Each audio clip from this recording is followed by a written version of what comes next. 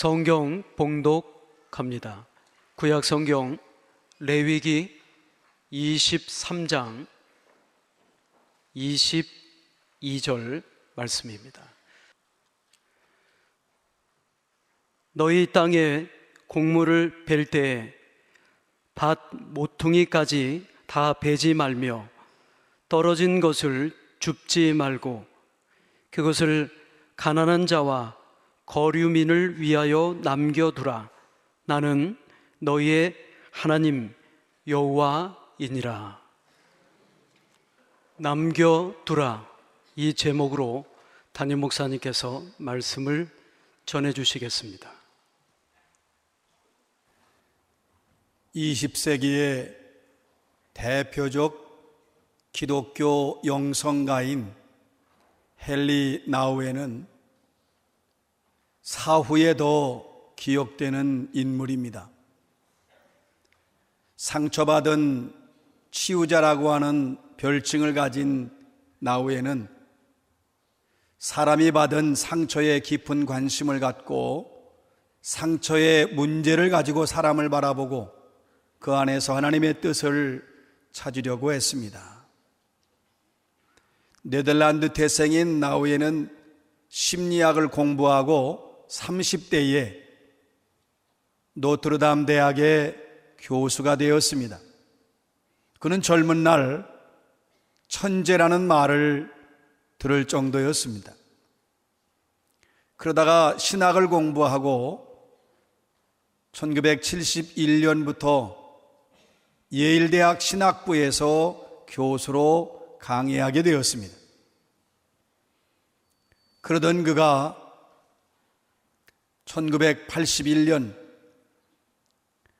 사랑의 빚진 자라고 하는 거룩한 부담감을 안고 페루에 가서 빈민가에서 생활했습니다. 그러나 사람들이 그의 학문적 재능을 귀하게 여겨서 다시 하버드 대학의 교수로 세웠습니다. 그런데 참된 안식이 없었습니다. 마침내 그는 다 내려놓겠습니다. 새로운 인생을 찾아 나서겠습니다. 봉사의 삶을 살겠습니다. 그리고 강단을 떠났습니다. 많은 사람이 만류하고 그의 강단을 떠나는 일에 대하여 안타까워했습니다. 그런데 그는 만류하는 사람들에게 이렇게 말했습니다. 나는 지금까지 올라가는 길만 따라왔습니다. 그러나 이제는 내려가는 길을 가고 싶습니다. 바로 이 내려가는 길이 내 인생의 선장이신 예수 그리스도께 가까이 가는 길이기 때문입니다. 오늘의 말씀 레위기 23장 22절입니다. 너희 땅의 곡물을 벨 때에 반 모퉁이까지 다 베지 말며 떨어진 것을 줍지 말고 그것을 가난한 자와 거류민을 위하여 남겨두라. 나는 너희의 하나님 여호와이니라. 농사를 지어서 추수 때가 되면 반드시 우리가 기억해야 할 것이 있습니다. 그것은 열매를 주신 분은 하나님이시라는 것입니다. 땅의 주인도 하나님이시고 열매를 맺게 하신 분도 하나님이시니 그 열매를 거두게 하신 열매의 주인은 하나님이십니다. 그러므로 하나님이 주신 은혜 잊지 말아야 합니다.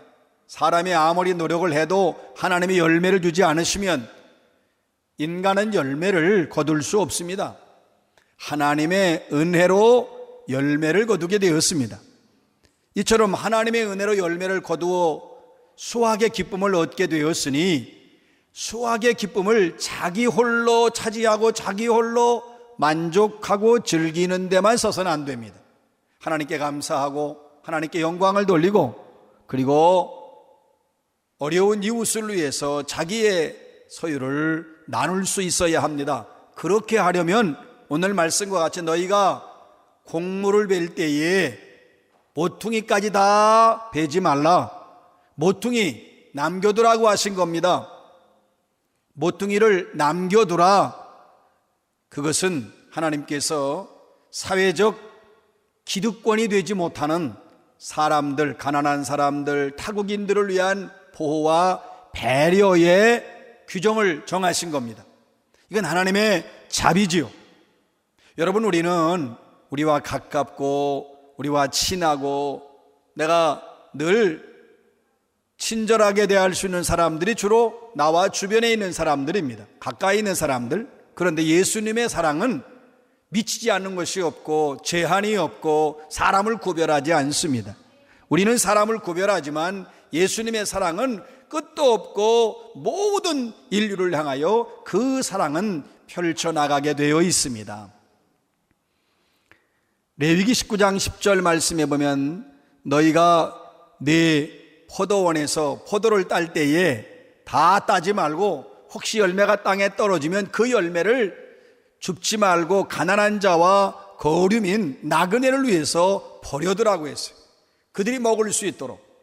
하나님은 이렇게 고아나 과부나 가난한 자나 궁핍한 그러한 사람들에 대해서 지극한 관심과 사랑이 있고 우리에게 그렇게 실천하라고 명령하신 겁니다. 하나님의 은혜로 얻게 된 이 수확의 기쁨을 가난한 사람들에게 나누어주는 자선의 기쁨으로 표현할 수 있어야 합니다. 또 말씀하시죠. 너희가 떨어진 것을 줍지 말라. 추수하다 보면 이삭이 떨어진단 말이죠. 떨어진 것을 이삭인데 그 이삭에 떨어진 걸 이삭 줍게 하지 마라. 그대로 두라. 이삭을 줍지 말라 하는 것은 결국 사회적 약자 그리고 어려운 사람들을 위한 배려가 되는 것입니다. 요즘 우리 사회에 배려라고 하는 말이 중요한 말이 되어버렸습니다. 그래서 많이 배려하려고 합니다. 그런데 지하철을 타면 3년 전부터 한 그 열차 칸에 2자리씩 임산부 배려석을 만들어 놓았습니다. 3년이 지났지만 임산부들이 잘 활용하지 못합니다. 젊고 건강하고 임신하지 않은 사람에게도 원래 그 자리를 앉으라고 한 게 아닌데 앉아 있어요. 왜 거기 앉았느냐고 물으면 임산부가 오면 비켜주려고 했다. 그리고 그냥 앉아 있는 것입니다. 아니, 배부른 임산부가 와서 거기 내 자리니까 일어나요. 그렇게 말할 수가 있냐 말이에요. 작은 것 같지만, 아주 사소한 일 같지만 이 배려하는 시민의식이 우리에게 사실은 있어야 합니다. 배려하는 것들.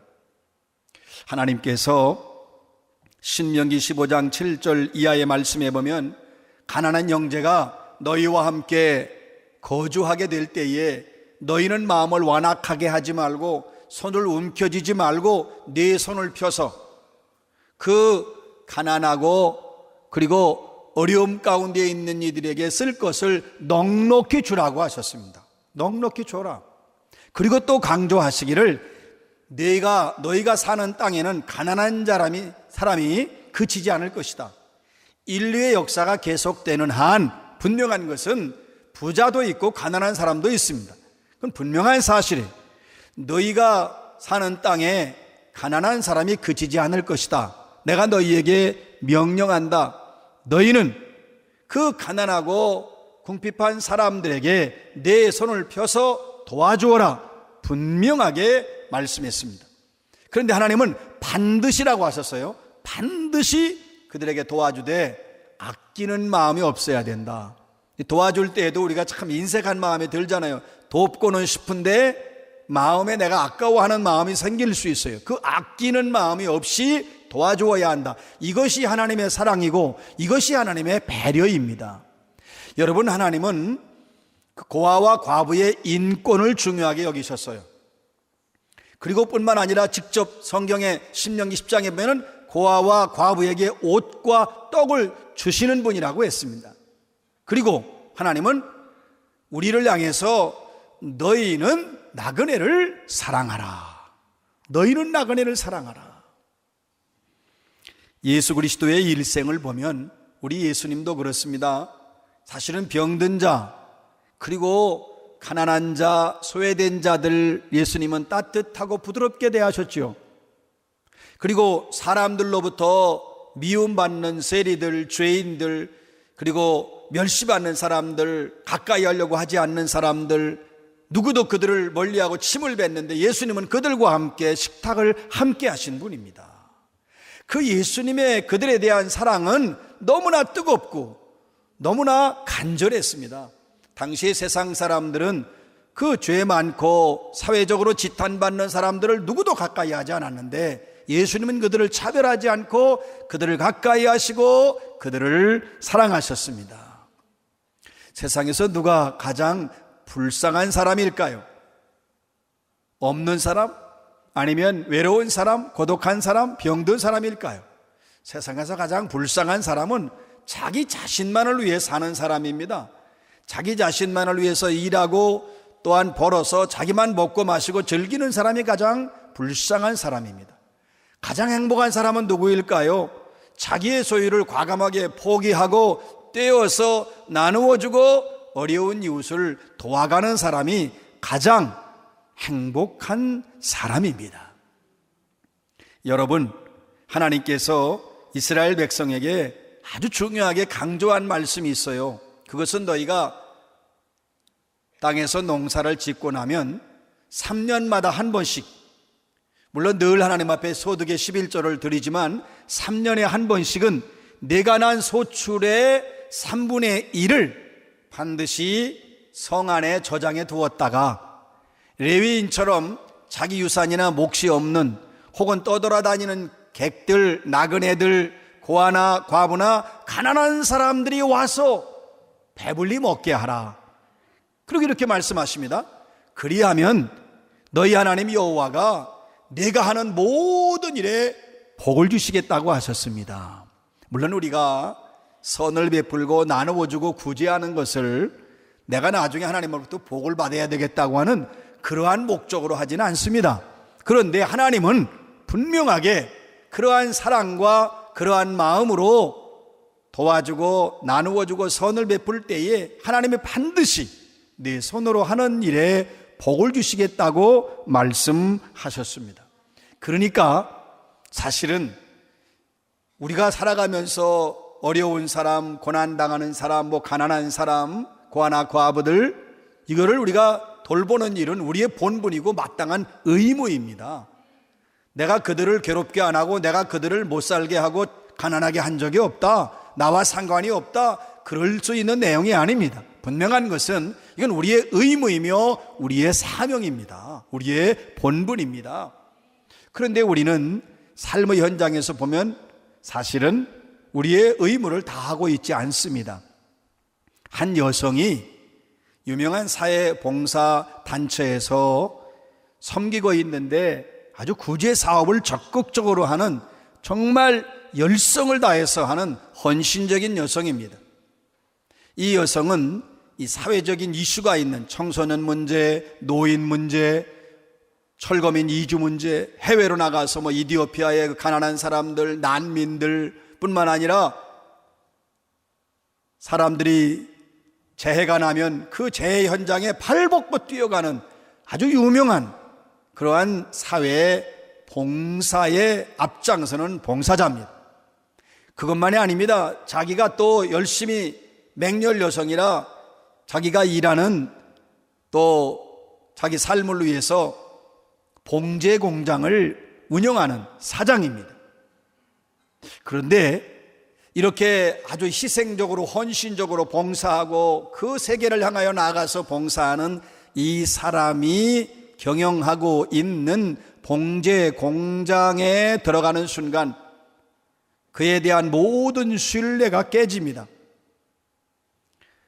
봉제 공장은 지하에 있습니다. 그리고 또 그 지하에 조명도 어둡고 먼지는 가득하고 뿐만 아니라 얼마나 공기가 안 좋은지 모릅니다. 아주 열악한 그런 환경에서 그 근로자들이 일을 하는데 임금은 눈물 날 정도로 너무 안 줍니다. 그것만이 아니고 시간제로 임금을 줍니다.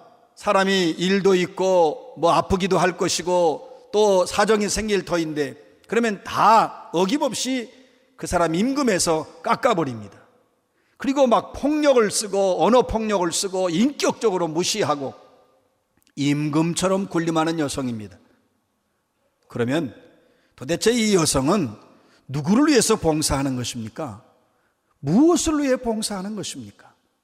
이 여인에게서 진정한 이웃은 누구입니까? 여러분, 나의 도움이 필요한 사람이 내 이웃입니다. 나의 보호가 필요한 사람이 내 이웃입니다. 나의 사랑을 기다리는 사람이 내 이웃인 것입니다. 오늘의 말씀에 보면 너희가 추수할 때에 이삭이나 곡식을 다 줍지 말고 그리고 따지 말라. 그래서 가난한 사람과 거류민, 나그네들에게 먹게 하라 분명하게 말씀하셨습니다. 여러분, 지금 우리 사회를 보면 그 어느 때보다도 세터민들이 많지요. 동족이지만 북한을 탈출해 나왔어요. 점점 많아집니다. 또 외국에서 한국에 와 사는 분들도 많이 있지 않아요? 그것만이 아니고 외국인 근로자들, 잠시 우리 한국에 와서 돈 벌고 가겠다고 그 와서 고생하는 분들이 참 많고, 또 해외 동포들도 지금 우리나라에 많이 와 있습니다. 우리 교회는 이들에 대해서 사랑과 관심과 애정을 가져야 합니다. 여러분, 우리가 그들을 섬기고 사랑하는 일, 외국에서 온 분만 아니라 우리 안에도 얼마든지 지금 우리가 살만하다고 하지만 아직도 열악하게 그리고 살기 힘들어서 고통 속에 있는 이들도 많고, 또 직업을 갖지 못해서 고난받는 이들도 있습니다. 이들에 대해서 우리의 사랑, 우리의 관심, 우리의 돌봄이 반드시 있어야 합니다. 오늘 말씀에 남겨두라, 그 남겨두라는 말씀, 다 따지 말고 다 거두지 말고 다 베지 말고 떨어진 거 줍지 말고 남겨두라, 이 말씀은 말과 혀로만 사랑하지 말고 행함과 진실함으로 하라. 교회 안에 저에게, 여러분에게 사랑이 가장 많습니다. 그러나 과연 나는 행함과 진실함으로 사랑하는가? 요한일서 3장에 보면 어려운 이웃을 보고도 도와줄 마음을 닫으면 하나님의 사랑이 내 안에 없다고 하셨습니다. 우린 하나님의 사랑이 있기를 간절히 사모합니다. 그러나 내가 어려운 이웃을 보고도 도와줄 마음을 닫아버리면 내 안에 사랑이 없는 것입니다. 예수께서 말씀하시기를 긍휼히 여기는 자는 복이 있나니 그들이 긍휼히 여김을 받을 것이며 말씀하셨습니다. 제자의 이름으로, 그가 제자라는 이름으로 지극히 작은 자에게 냉수 한 그릇이라도 대접하는 자는 내가 진실로 너희에게 이르노니 결단코 그 사람의 상을 잃지 아니하리라 말씀하셨어요.